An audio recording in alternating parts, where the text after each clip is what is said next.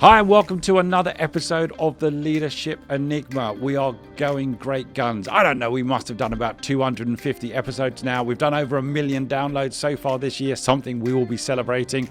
Over 350 videos on our YouTube channel, and I'm still excited for every single episode. And trust me, I'm excited to have this conversation because we all love a good story, and boy, oh boy, have we got a great human story in this particular episode. So, what is this episode all about? Well, today on this show, I'm joined by someone who helped take cannabis from back alleys to billion-dollar boardrooms. Yes, I'm going to be speaking to Adam Bierman, who was the founder of MedMen and author of Weed Empire.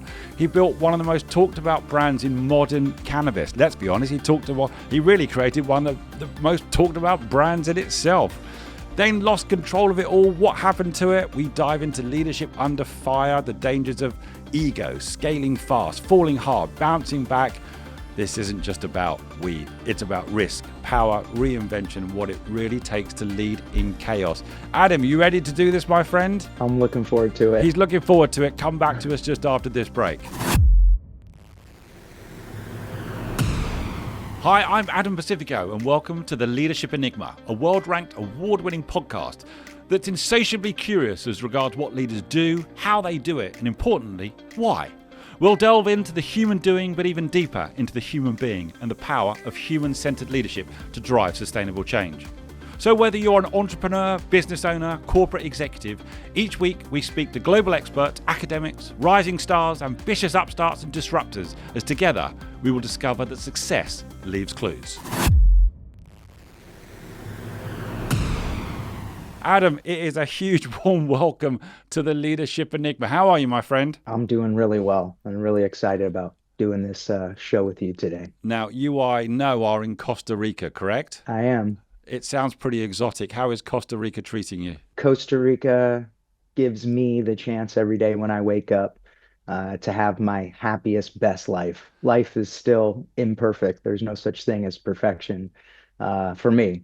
But this environment has really given me a tremendous opportunity at seeking, what's next since I wrote this book and, defining what my next chapter in my life is. So I couldn't be more fortunate to be waking up every morning here in Costa Rica. Oh, it sounds pretty good to me. Now, I'm excited to have this conversation. Adam, I'm going to start with something because you and I had a conversation maybe a couple of weeks ago, and you have done so many media interviews. You are someone who was featured in Forbes. You were on the front cover of GQ magazine, and I've seen multiple media interviews that you've done. Why are you looking forward to this conversation, though? Well, you asked me a question when we were discussing the potential of doing this together. Yeah. You said, what conversation haven't you had? And nobody's ever really put it that way before. And that was after you told me your background was as a former narcotics officer. So put those two things together. And then, I am very proud of, the cultural shift globally that, I and then we took part in through MedMen. And, that shift in culture did not miss the UK and it did not miss Europe. And so the opportunity to come on a show like yours with that audience makes this extra exciting to me as I think about, what our intentions were, what my intentions were, and then the fact that we're able to have a conversation amongst this audience now, is something that I'm really looking forward to. And I'm super excited. That's why I find all of these conversations incredibly inspiring and incredibly humbling as well, that we get a chance to connect in this way. I'm very, very focused on you as a leader, you as an entrepreneur, someone who's learned a huge amount of lessons along the journey, and the journey still continues. But we're talking about creating a business around weed. Adam, how on earth did you get into that in the first place? Well, there's an old gambler adage, luck is where opportunity meets preparation. And, I think that I just happened to be this character, just happened to be in a space and time with an experience set and a background, on this planet at a certain, date and time where I found myself, driving to open my first pot shop. And I account for it in the book. Um, but how do I find myself, making the decision to open a store that's federally illegal Yeah. and unlicensed by the city where I'm operating, where only a day prior to opening that store, I had no experience in that side of the world, the cannabis side, the marijuana side, the drugs, illicit or legal side of the world. How did I find myself there, Yeah. as a 20 something? And, in there's a big story. Well, let me ask you this. Has your view on weed, marijuana, changed over the years from when you were in your 20s to now with everything that's happened, or has that remained fairly consistent? No, when I found myself driving to open that first store, Yeah. that was a desperate, creative, entrepreneurial minded individual living inside of a hyper capitalistic environment that was squeezing me to death as I bounced around Los Angeles with my then girlfriend. Thank God she stayed with me. And now, 22 years later, still my wife. Went from apartment to apartment, eviction to parents' apartment, repo man taking the car to driving around in the bicycle. Yeah.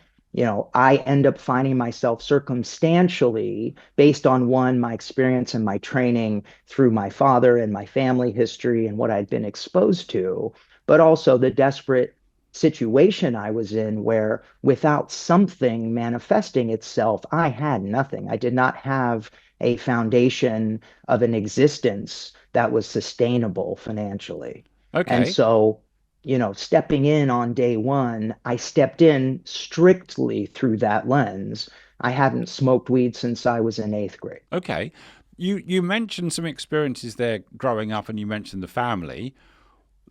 Can you just give me some examples of what you mean by that, which in some ways defined who you were, then to decide to open, as you say, a marijuana store when it was federally illegal?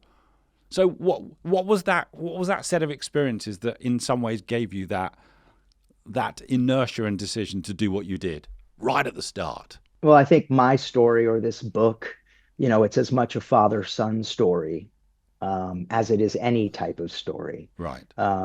And the most recent thing that I had witnessed my father go through in his own existence was, he was himself there at the beginning of the online poker boom. And he was, as I call it, in the room when, those platforms were being created, launched, spread around the world, and those businesses, exploded in popularity, in revenue, and in value, Yeah.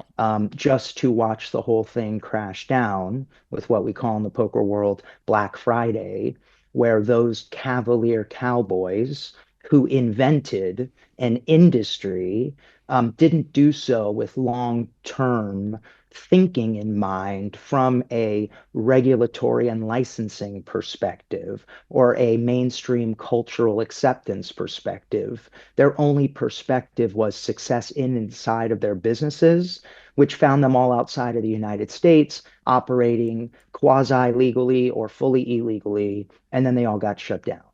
Um, and so witnessing, that journey of online poker through the lens of my father, Yeah. you know, really gave me a perspective to look at marijuana when I got introduced to the reality that these gray market medical marijuana stores were open and supplying customers with legal cannabis.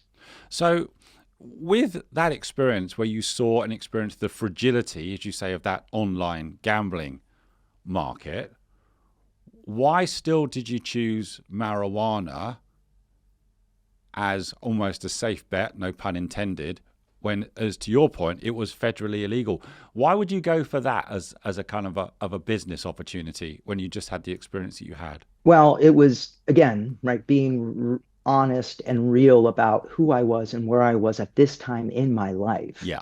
It wasn't that I had 10 options and I quote went for that. It was that I was made aware of the existence of this business and then, this potential industry. And once I walked into my first medical marijuana store, um, the experience I have had in my life up to that point in time, inclusive of, the full tilt poker, beginnings of online poker story through my father, I put those puzzle pieces together in a way that continued to make sense for me to chase it. It wasn't that I saw the first store and said, wow, I can create an industry. It was that I saw the store and said, wow, there is demand for a product that is not only illegal, but it is inherently risky, both from a personal brand standpoint and like a lawfulness perspective to be associated with it, right? Yet, despite all of that, what that product's delivering to the individual is so irresistible that they'll go out of their way to do it despite that, right? And that's what gambling and online poker was for me, right? It was the fact that people were putting money online, knowing they were doing something that wasn't completely okay. Knowing that on their credit card statement, it didn't say full tilt poker or party poker deposit. Knowing games were being played, Yeah. but the pull of that experience was so strong, they overcame it, right? And so when I'm being introduced to this world of what at that time was medical marijuana, and I account for this in the book. There's this scene and there's this story where I walk into my first pot shop, and it was because the woman had called me to ask me if I could help her with branding and marketing. And like I said, I didn't smoke weed. I didn't even know that the green crosses all over Los Angeles represented medical marijuana stores. And I didn't know anybody that was shopping there, or at least they weren't sharing it with me at the time because I myself wasn't a smoker or stoner. And I walk into this dungy, um, horrible retail experience where, on top of the illegality, on top of the overall quote shadiness of it all, you walk into a place that's dirty, and off-putting, and yet despite this, this woman is telling me that she is doing so much money on a monthly basis, that I don't believe her, and I ask her to repeat herself and ask her, if that's annualized, what she's doing monthly, but she's doing 300 grand a month. And I, for the life of me, can't figure it out until I start the first piece of figuring out, which is a Dungy retail store is doing $300,000 of revenue a month from customers that are acting despite all the things against them. What it is, that experience being delivered, that experience must be pretty special. And, my bet is there's more of them, and let me go discover. And that's really what led me to kind of validating that thesis, opening my first store in Venice Beach, Marina Del Rey, Yeah. and then getting really introduced to what was going on in the marijuana side of the world at that point in time. So, how did you balance what you were believing the benefit of medical marijuana was to the risks that were still associated with being involved in that business? How did you yourself, as an individual, start to balance that in order to then go forward, open your first shop, as you say, in Venice Beach? Kind of almost, what was the conversation you were having with yourself? Or my wife, girlfriend at the time. Yeah, or That's you, that's the bigger conversation. yeah, that's another episode altogether, right? And her background is she's a clinical psychologist. She went to school for a very long time, has Yep. all the degrees, and is risk averse by nature. And you talk about the conversations being had as I leap into this industry and this business. And the way that I've always seen it in my mind is pitch black midnight, you know, 50-foot diving board, climb to the top, cannot see the water beneath, but with trust jump. And what it really was that, yes, there was all that inherent risk, and it was very real. And it actually became more real the deeper I got into that world. However, um, I was radically accepting, um, the reality that I was committed to doing whatever it was going to take to create a permanent financial solution for me and my future family. And so, yes, it did get crazy at times.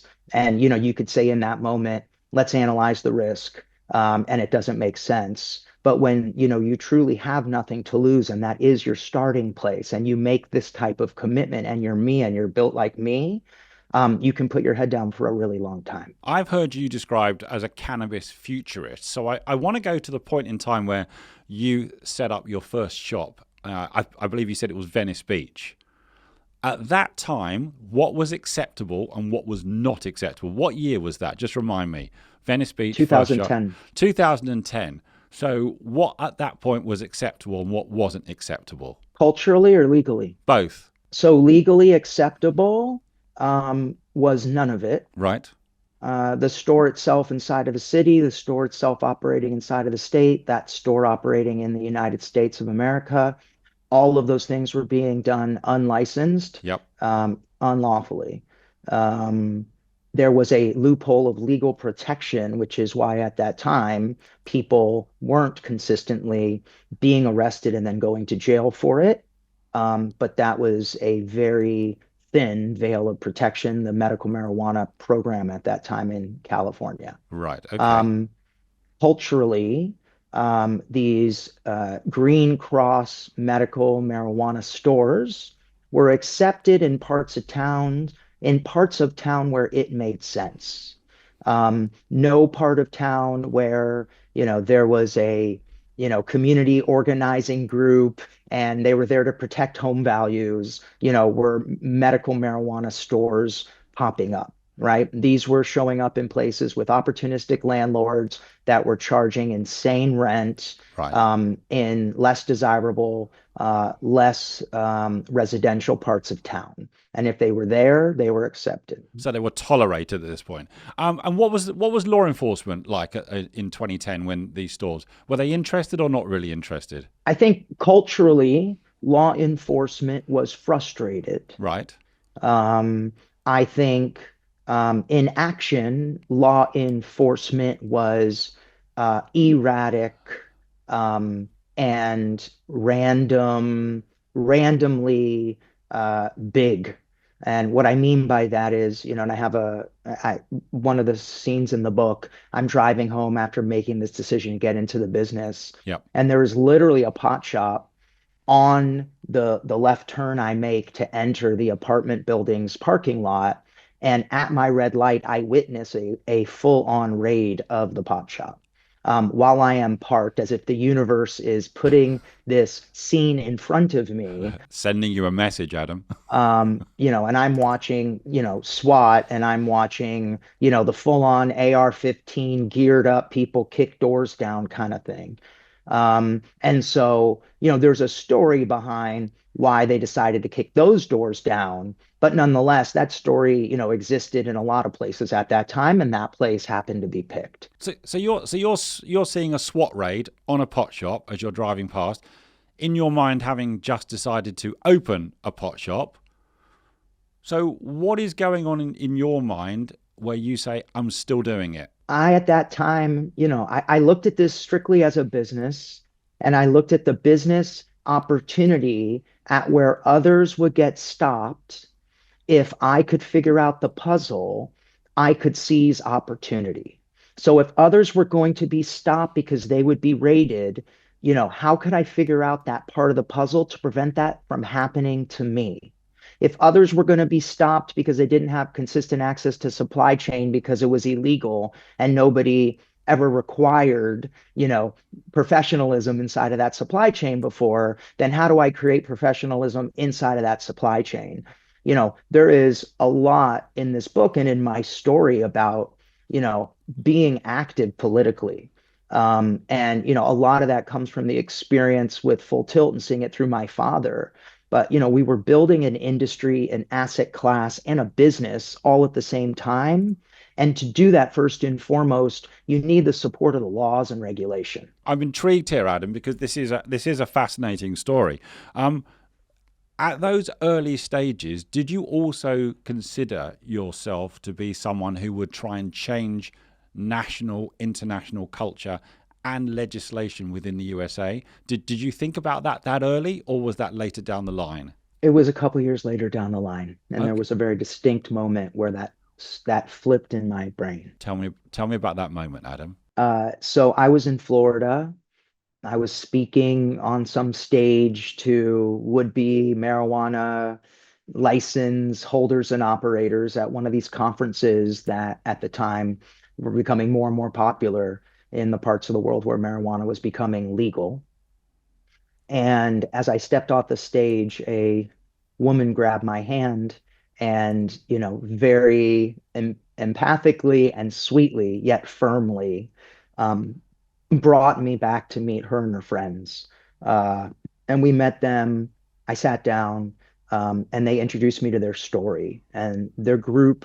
They named Canna Mums. And, that group at that time, Yep. right, had this purpose of creating access to legal cannabis for children who, with access, would live fuller lives. And, each of these moms had their own story and had their own child, one of which was there and I was introduced to. And, the reason that they asked me to sit and share their story was because they were looking for help and they wanted movement now with children who were growing up and they didn't have time to wait for all of the nonsense that happens when laws and culture change. What impact did that have on you at the time, Adam? Obviously, a big impact, but just help us really understand that impact on you when you were listening to and you were with, as you say, Canna Mums in Florida. Up to that time, this was a strictly entrepreneurial venture of figuring out how to put puzzle pieces together so I could create stable financial life for myself and my family. Okay. After meeting the Canna Moms, this became a calling. This became, those were puzzle pieces that were thrown into my brain, into this master equation of what this was, what this journey was that I was, what marching down the road on, radically committed to. And when I added those puzzle pieces of the fact that cannabis has been studied in other parts of the world outside of the United States, and the medical efficacy has been proven. Cannabis has been adopted by healthcare systems around the world, starting in Israel. And the efficacy and the helpfulness of that being integrated into those systems has been proven, right? And so understanding just these basic fundamental facts Yep. and then witnessing the impact it has on a human, but when it's on a child, it's more profound, where they can go from literally not living an existence during the day to being alive. Um, it was a puzzle piece or puzzle pieces that put together, wait a second, this is not a business. And at that point, it was maybe a brand. This is an industry that as it grows needs to change culture so that humans can seek a happier, healthier existence. And, that kind of like fully formed thought took place all in one moment in my mind in the parking lot, after I was done with that conversation. When was that, Adam, that you had this conversation with Canna Mums in Florida? It's probably a 2013 is my guess. So 2013. So am I right in thinking that in 2010 you opened up the first pot shop in Venice Beach, and for you it was a way of making a living. It was a transaction that you saw you could take a benefit of. 2013, it sounds like it became more of a calling, or there was more of a purpose-driven element. Have I summarized that correctly, Adam? You tell me. Yeah. So take me from 2013 and help people understand the speed of the journey when you had, in some ways, this change in what you were doing or belief in what you were doing from 2013 to the point of MedMen. Just help us understand the acceleration. I mean, it was definitely accelerated, but it was, the impact of compounding momentum, it felt like. Okay. Right. So it didn't come out of nowhere. It wasn't a, random circumstance that led to some explosive growth, right? It really did start when we opened the first store, there down the street from my home that I was biking to. It really did start there. Yep. And then, built up incrementally, inch by inch with me grinding every day to become a calling. And once it became a calling, and that allowed me to more clearly understand what my objective was every day, added these extra layers of real, true politics, real, true lawmaking and regulations. The idea of figuring out in this puzzle how to access capital to actually treat a business inside of what we'll call an industry seriously. Because, the big thing that even today is true for cannabis in the United States, it's illegal. So, you're very limited as to your access to traditional institutional capital. They usually have a clause in their documents that say we can't do illegal things, Yeah. and that's the beginning and end of it. Yeah. Um, and so, making the commitment, again, a radical commitment to saying that I will crack these codes, I will figure out this puzzle so that, these kids have access to medical cannabis, so that my mother-in-law can buy a vape pen, put it in her purse, and live an easier, less painful day, so that my wife can walk in after dropping the kids off from school to a store that feels mainstream and buy flour or gummies that she will keep until the kids go to bed so that she can relax before interacting with her husband. The commitment to go ahead and then legally, culturally, and then actually operationally offer all those things to make this change, that became my entire existence. Now, Adam, a lot of people will be listening or watching this and just thinking, why would you choose to try and overcome all of those hurdles? And one of them being the whole thing was illegal. What on earth possessed you to try and drive through all of that? I think we're all on our own journey. And I think we all have our own reasons, whether we understand them fully or not, of 10 million points of connections that brought us to having this conversation today. And what in the world brought me to be introduced in Hollywood to the woman with blue hair doing 300,000 a month out of her little grungy pot shop? I don't know how I ended. How did I end up there?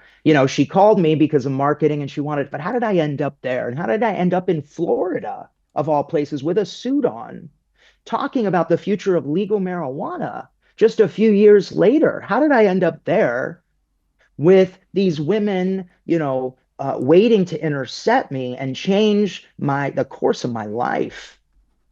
How do I end up in these places? I don't know. I guess the question, maybe the follow-up question is, well, when do you check in with yourself and say, now that I'm in this position, what is it that I am working towards? How do I define success? When did you do that, Adam? Because you started this journey with a beach cruiser bicycle, no credit, no car, scrappy income, Yep. with you and your girlfriend in your parents' apartment, right? And now we're pretty far away from that. It sounds like, you're leasing a car and you're paying for an apartment and you've got a business that has some income, right? So I think that's the real question, and the real answer to that is never. And, the lessons in that are almost unlimited. Yeah, life sometimes takes on slightly strange twists and turns, doesn't it, as regards how we get to a certain destination. Help people understand when and how you created MedMen. It's been clear to me that if you want to affect change in the laws in America, then you have to impact and affect changes in perception and in cultural norms and acceptance. The two things go hand in hand. And unfortunately, a lot of the times it's with culture leading, not with subject matter expert lawmakers. But that is what it is. And, the challenge was that because marijuana was illegal, and because at that time nobody had built a national marijuana brand, nobody had aspired to be crazy enough to build a marijuana brand that was in New York and California bi-coastal. Forget all the stuff in the middle because it was illegal and that would bring heat. And if you have a criminal mentality, you don't act like that. Right. But I came at this not from a criminal mentality. I came at this from an entrepreneurial mentality, seeking an opportunity in an emerging market. So it makes sense in relation to the mindset. Help people understand once MedMen was a brand, how it started to grow. Because I think a lot of people will not understand just how big this got and how fast it went. So the commitment was, as opposed to being shy about the fact that we had operations around the country, Yes. right? At the outset, if we are going to change cultural perspective on cannabis, if we are going to change the way people interact with other people who use cannabis, Yep. then we need to look at our business and our stores as marketing centers and advocacy centers as much as retail outlets, right? Those are touch points. And there was a reason that as we expanded the business, you're asking, how do we build the brand? But as we expanded the business operations, it was always with the brand in mind. Where are people coming from around the world that if I can give them an experience with MedMen that is related to cannabis, that blows their mind, that they can then go back home and spread the gospel? Well, obviously California, where brands are built and, where California, where brands emanate from the world over, LA specifically, of course, New York with, tourists from the world over, the biggest, right? Of course, Miami, of course, Vegas. So it's not just that we're building these boxes. By the way, at the time, those boxes were generating more retail sales per square foot than Apple stores. Wow. So it's not just that we're operating these insanely highly productive business units, but each of those units was having a touch point with someone a lot of times who had never accessed legal cannabis before. So they could then go home and share what that entire experience is all about. And so, with those two things in mind, and then the fact that we were in LA and we weren't shy about it, and as a result of our efforts, we find ourselves on the Kardashians or we find ourselves on Jimmy Kimmel, right? It wasn't because it was like, oh, Jimmy Kimmel called. It was so random. It's like, no, because we have a store in West Hollywood that looks like this, that has 1,000 different products that Jimmy Kimmel and his friends come and shop at and they know about. And because we had been in the news and we had been featured in other places and we had a communications team because we treated it like a real business, we end up on Jimmy Kimmel. A marijuana company, an illegal business is on Jimmy Kimmel? Like, how did that happen? And it's a brand, right? It's a bag with the red MedMen logo. But that's because this wasn't just about a store that could generate more revenue than Apple. This was about changing people's minds so that the world could open up to providing access to legal cannabis. So whether it's me or anyone else or one of these kids, we don't have to break the law. We don't have to risk liberty. We don't have to be unsafe in accessing this plant that grows in the ground.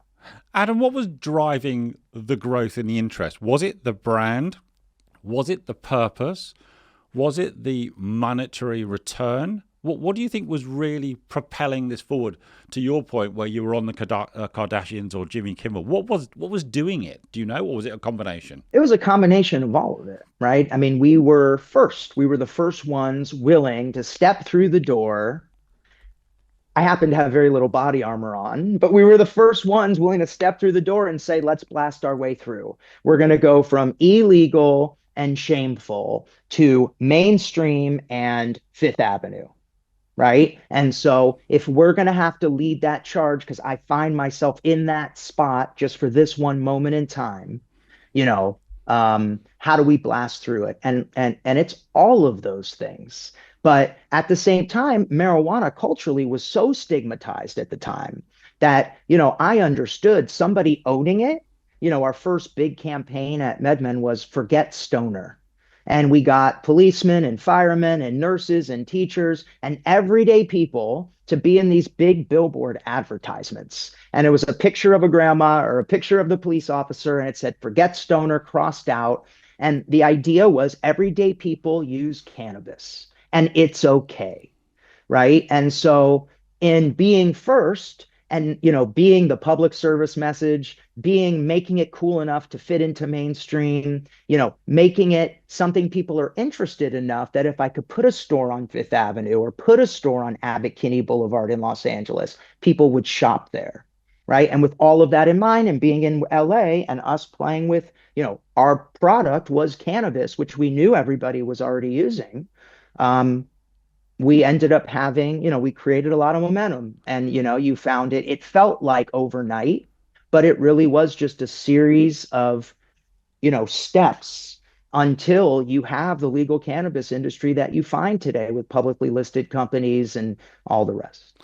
Let's just help people understand how big this got, Adam, because you've gone from the 2010 pot shop on Venice Beach to MedMen actually had a valuation, am I right in thinking, of almost nearly $2 billion.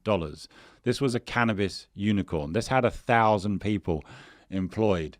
When you got to that level of exposure, notoriety, fame, infamy, whatever you want to call it, did you look back and were you able to pinpoint anything that you think was kind of the critical ingredient as to how you'd got there? No, I don't think during that time that myself or this character at that time Yeah.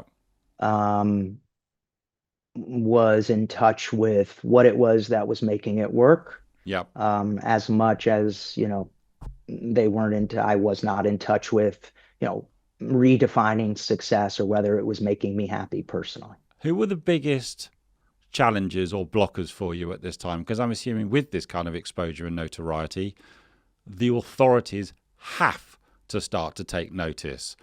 When did you start to come across significant challenge? Because in some ways you had to be fronted or they had to deal with it.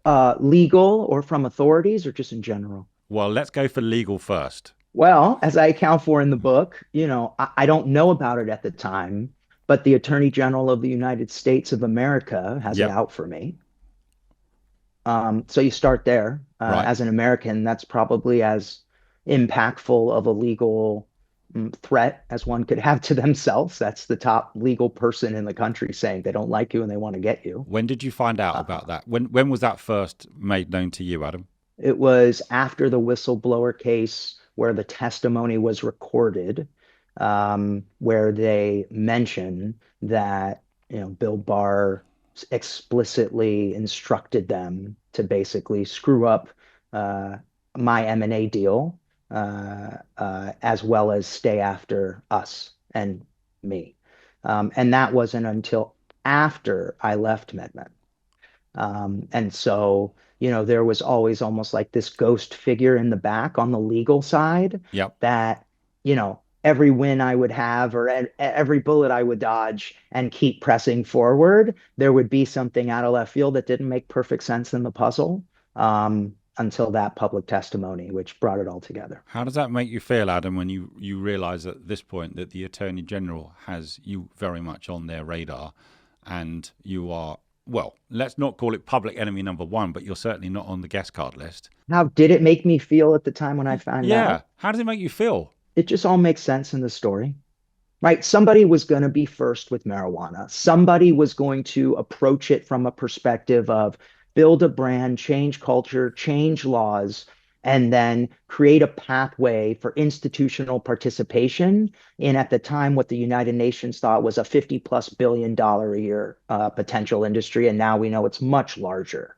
As it becomes more legal, we get much better numbers.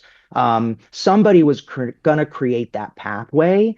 The money, the opportunity was too large, and the cracks in the regulatory and the legal side were already too deep for it not to happen.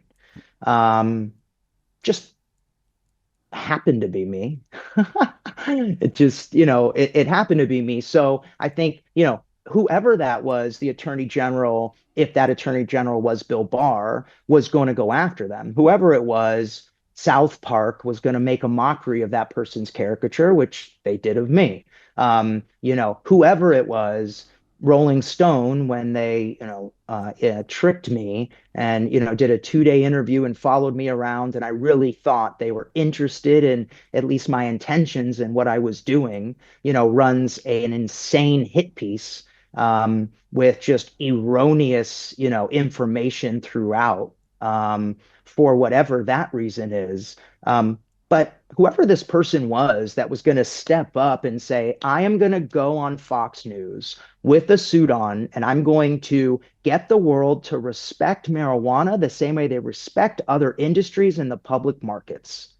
And whoever was going to step up there and say, I'm willing to go provide these donations and provide this information and support to elected officials and, lawmakers so that there is representation when they move forward for the cannabis industry, right? Whoever was going to do that was going to piss off a lot of people, was going to ruffle a lot of feathers. And even though I go to bed at 7:30 at night and I'm pretty boring, was just, going to be represented by South Park as some raving lunatic. That makes sense. So, of course, the AG went after me. He didn't know me.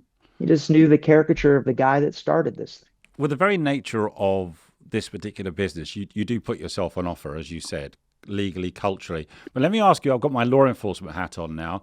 If you're stumbling into, and you're the first of the kind, you're stumbling into an arena which, from a monetary point of view, is huge.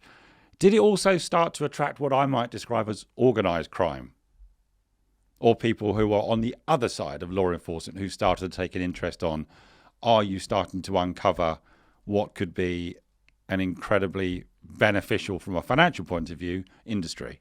Did going through this journey lend itself to organized crime participating along the way because access to real capital? Yeah, but the slightly nefarious side of things starting to take interest in you, not just law enforcement. Did that happen as well? Yeah, let's get into that. So I think the most nefarious of them all are, they're the, investment bankers, Wall Street, Bay Street, world of, money raising, deploying, and, and trading for profit. I mean, at the end of the day, that was the world I encountered, which smashed me in the face the hardest, right? I look at myself as like going through these doors, first in line, taking the hits, taking the shrapnel, marching along, and figuring out how to survive along the way. Yes, you have Bill Barr kind of looming, and he'll come and have his day. He can do it patiently.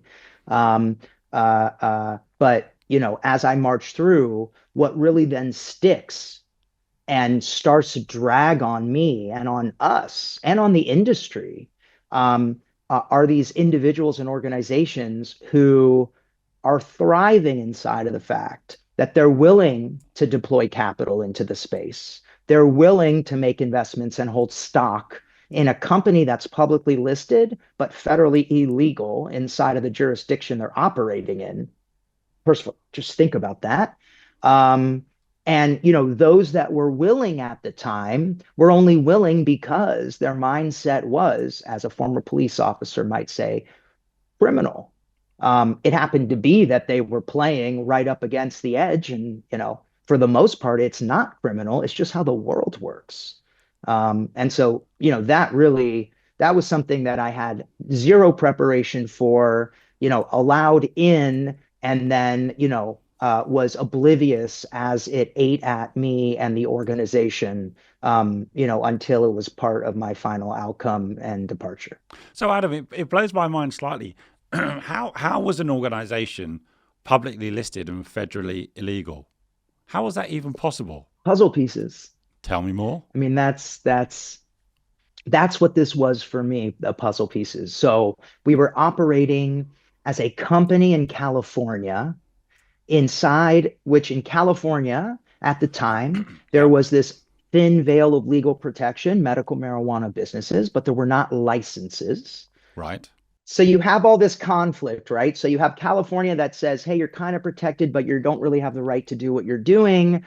Then you have the United States that says you definitely don't have the right to do what you're doing. And we think we're going to respect states' rights for now, but we reserve the right to change our mind at any time.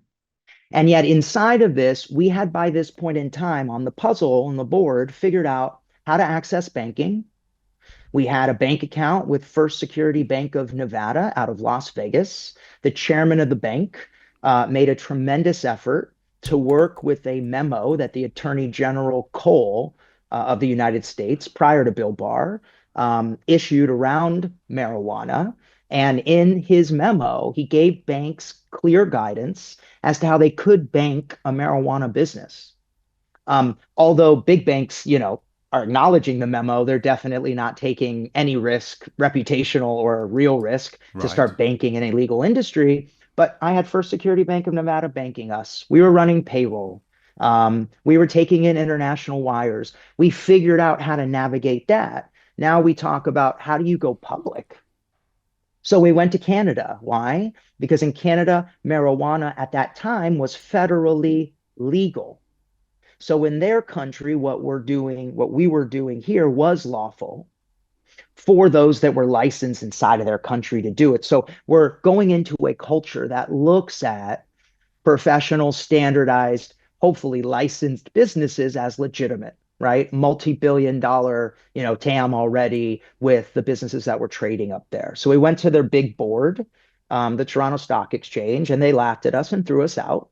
And our argument was, well, your guys are trading and they have marijuana businesses here. And they said, yeah, but our guys have licenses from the federal government. I said, fair enough. And then we found basically their junior exchange, which was the CSE. And at that time, the entire market cap of the CSE was like less than it was like $1 billion. It was less than $1 billion Right. US.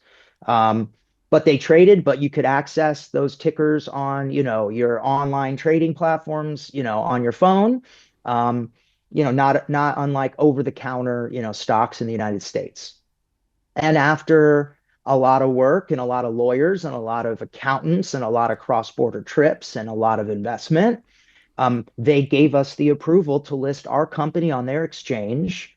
And when we went public on the CSE, our market cap on day one was larger than the entire market cap of the exchange. Wow. So, providing tremendous value as a business operating on that exchange, in exchange for which, with all the documentation we had to provide, they were satisfied enough to let us list. And then the entire industry followed. As we went through the door, everybody used the exact same exchange with our documents to go list and trade. And then the CSE became dominated with marijuana businesses. As you're finding the pieces of the puzzle that take you further forward, in many ways, you're legitimizing what you're doing. You're finding a bank that will do all your payroll on your account. You're finding an exchange that will publicly list you. In many ways, was this creating havoc now with law enforcement or with government because they're watching you just in the face of it being illegal legitimize certain elements of the puzzle piece by piece by piece? I'm guessing because I would have to have had a direct conversation, to say I know for sure. I'm guessing that's the kind of stuff that would piss off the attorney general enough to say, make sure that we keep our thumb there. Um, but I think you talk about local law enforcement at the United States in the markets we were operating in at that time. Yes. And, I think this was a breath of fresh air for many of them, at least those that I spoke with or those that I know. It was so just misunderstood by them. How are we supposed to act? We're not supposed to enforce it, but they're still operating like these dingy illegal places and bad things are still happening there. But they're saying they're medical marijuana, but I know in the safe there are other drugs. It's very hard for them at that time, right? But with us, my attempt was to make it very easy. Um, and then with us setting the example, others were opening, competing with us, which is what happens when you build something new like this. And they would emulate our style in some way, shape, or form, right? Marijuana stores to this day in the United States still, in my opinion, for the most part, are based off that original MedMen West Hollywood store. And so, yes, I think for on the ground law enforcement, I would hope for the majority, they saw this as beneficial in their everyday lives. What brought this particular MedMen journey to an end for you? Because it was a crazy roller coaster of a journey. You were fully invested in it. This, as you say, had been something that you had landed upon back in 2010. So what stopped the journey for you? What series of factors, or what was the moment where it actually ended? Well, I'd like a bit of both. Tell me what kind of led up to it, and then what was the moment where it was over? So, as this momentum continued, right, and as this business continued to scale exponentially, almost daily at a certain point, right? Being the first of everywhere we went, trying to do what we were doing, every day we woke up. One, I mentioned that the money we were taking in from the beginning was money coming from sources that were okay putting money into a federally illegal business. It didn't matter how many lawyers I had, and it didn't matter, how sophisticated the other side came off as being. At the end of the day, the fundamentals were they were taking a risk in their lawyer's mind of asset forfeiture, which at the time was the, you know, Yep. all the way through worst case scenario for somebody financially associated with a federally illegal drug business like this. The only sources willing to do that at that time in exchange for that risk, like I said, they acted more criminal than any criminals I've ever been around. And so their game is a slow game, where they have the money and the patience and the experience to play it out. And as my journey evolved, every level we moved up to, right? We went from a couple $1 million from doctors, right, to Bay Street investment banks doing $125 million bought deals, right? So every level of total financing, we would move up. We would encounter the same thing, just with a much more sophisticated other side. Bill Barr really finishes it off because we had announced a merger, an acquisition at the time. And it Right. would have been like, Sprint buying T-Mobile or vice versa in the United States, except the group we were buying had businesses in the markets we weren't in. So there was no, issues on anti-competition or monopoly or antitrust stuff that the U.S. government gets involved with when Sprint wants to buy T-Mobile. Um, None of that existed, what we were doing, but it was large. It was the largest in the history of weed at the time. Right. The group was called PharmaCann. And we announced it. Our stock went through the roof. We spent millions of dollars investing in the integration, bringing that whole team on board. And I couldn't get past it, as opposed to an approval or nothing being said by the federal government. When we announced it, we got a notice saying that the Department of Justice wasn't clear or satisfied that we weren't violating antitrust. Now, keep this in mind. We were a federally illegal business. So if the Department of Justice wanted to arrest me with my, tens of thousands of pounds of marijuana that I controlled at the time, then, I guess they could have gone down that route and tried to make that case, right? But instead, we get a letter saying, basically, we want to investigate you for antitrust. How can there be antitrust if we're federally illegal? You want to jump into the drug trade and make sure everybody's being fair? But that was the card that they pulled. And although there was nothing, because they had markets that we didn't have, and it should have closed. And when Yeah. it closed, we would have had access to their cash and to their extra stores and everything else. At the direction of Bill Barr directly, and that's what came out in the hearing, the lackeys at the DOJ did everything they could to blow that deal up. They paused it, they stalled it, they pushed back, they sent people to take all of our information. They forced us into situations where we had to press release that the deal was not proceeding. And with that, on top of Gotham Green and Jason Adler's hooks, it was like this perfect moment of being able finally to get me to fall. And that really was, that was what led to me showing up in my office one day, in that scene that we've all seen in a few movies now, Except in mine, I have my purple lunchbox in tow, and it's 6:30 in the morning, and I'm skipping through whistling Dixie, and the chairman of the board and his lawyer are in my conference room. They demand me to sit down. They tell me it's going to be my last day.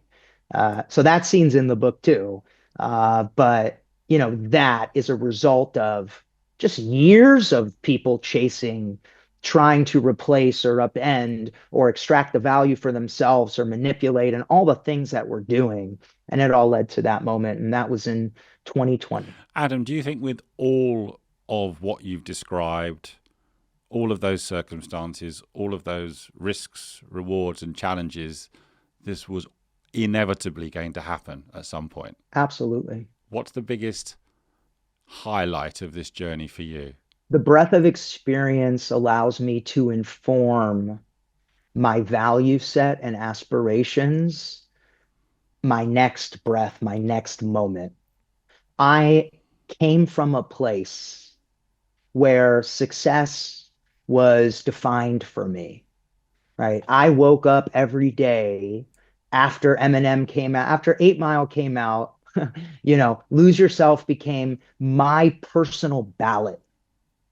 And I woke up every day and said, I got one shot. Do not miss my chance, right? And in the book, I've got the music in my ears and I'm running through. And whether I'm running through Venice Beach with nothing, living on my parents' floor, or whether I'm running through Central Park before we go public with my, security in tow and a multi-billion-dollar business in front of me and creating an industry, I'm still listening to that song.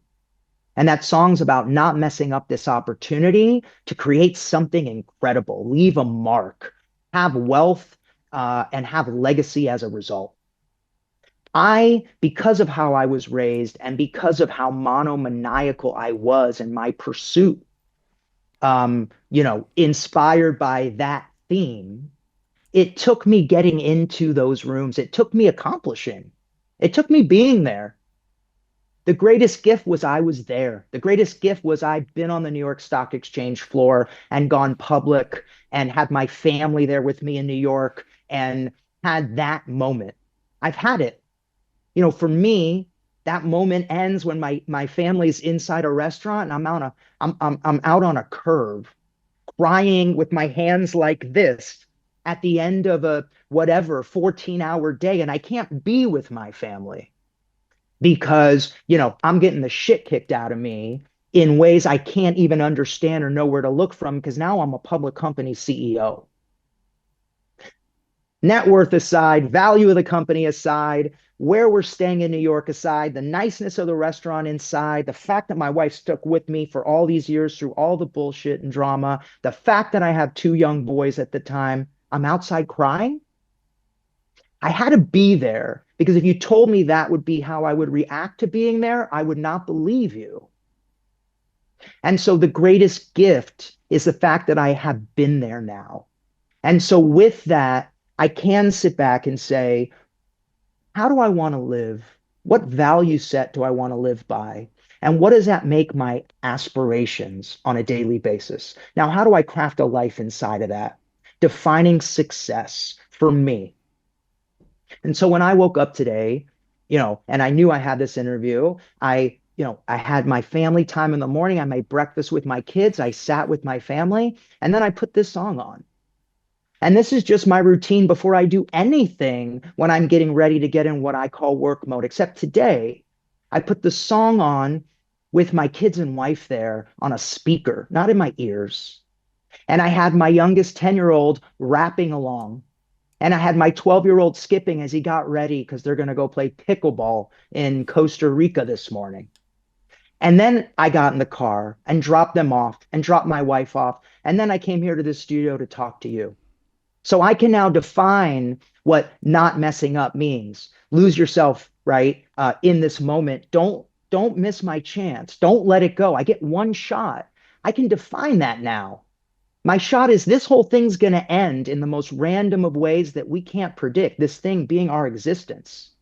I get one shot for in that moment, right before that happens, to be content versus filled with resentment.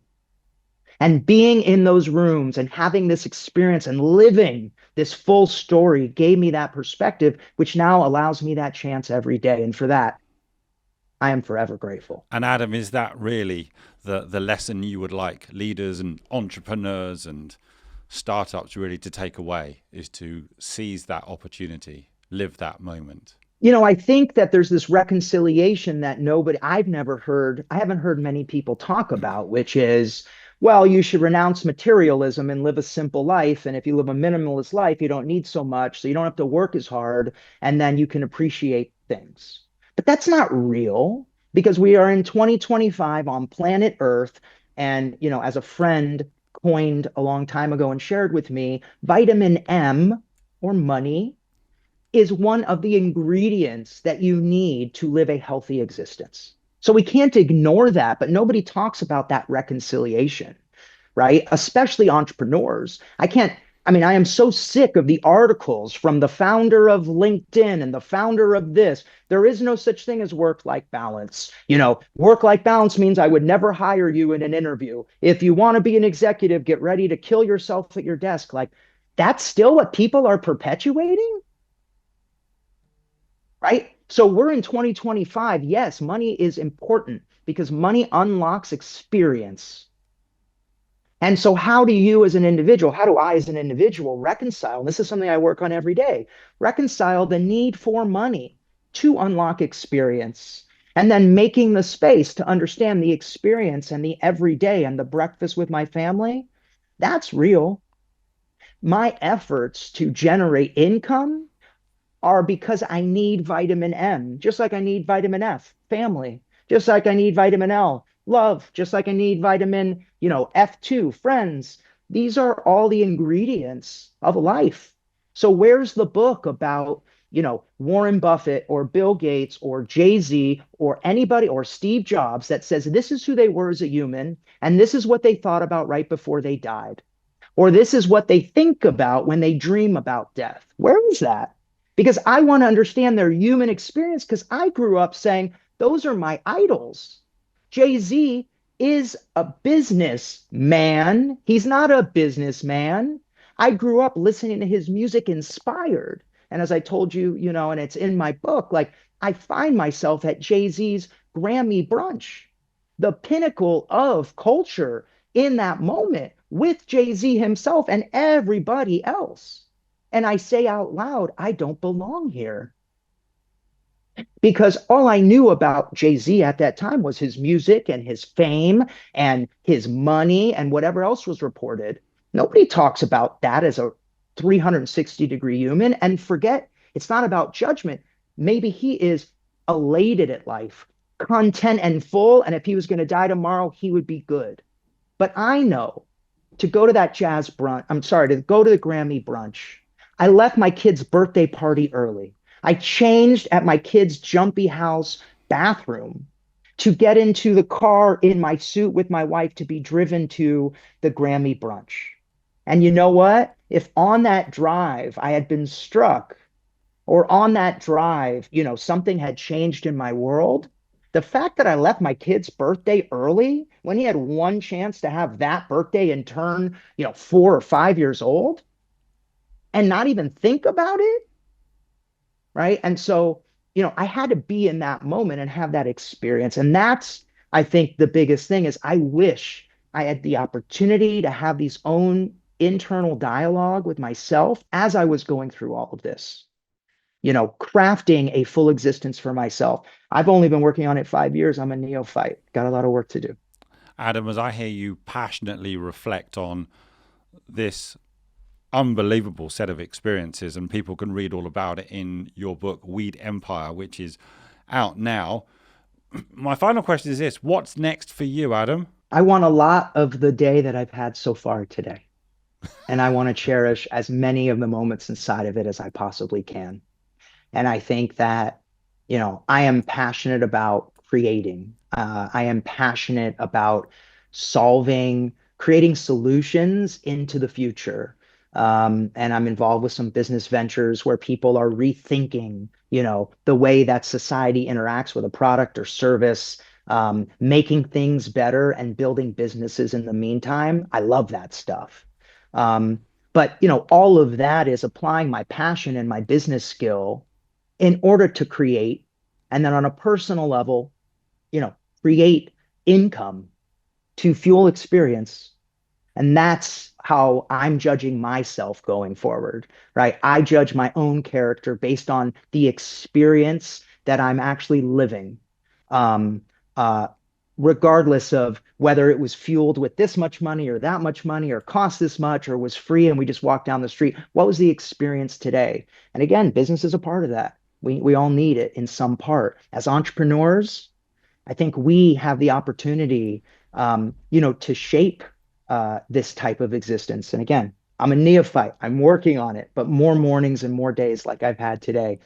And this one you were a part of. Well, we're all work in progress, and I hope that this conversation with me on the Leadership Enigma has been another experience you can add to the melting pot of experiences that you've had. Adam, thank you so much for taking the time to chat to us. I really appreciate it. We will talk again at some point because there is much that we haven't spoken about. But I just want to say a big thank you for coming on the show and having this chat. This was an extraordinary conversation, and we like extraordinary human conversations. So it's a big thank you. Cheers, Adam. Thank you, Adam. Join us again next week for more curiosity and insight with the Leadership Enigma. We'd love to hear your comments on today's show as well as suggestions for future topics and guests. Get in touch with me on LinkedIn or visit us at www.leadersenigma.com. Don't forget to rate, review and subscribe on all your major podcast platforms and on our dedicated YouTube channel. Thanks again for joining the community.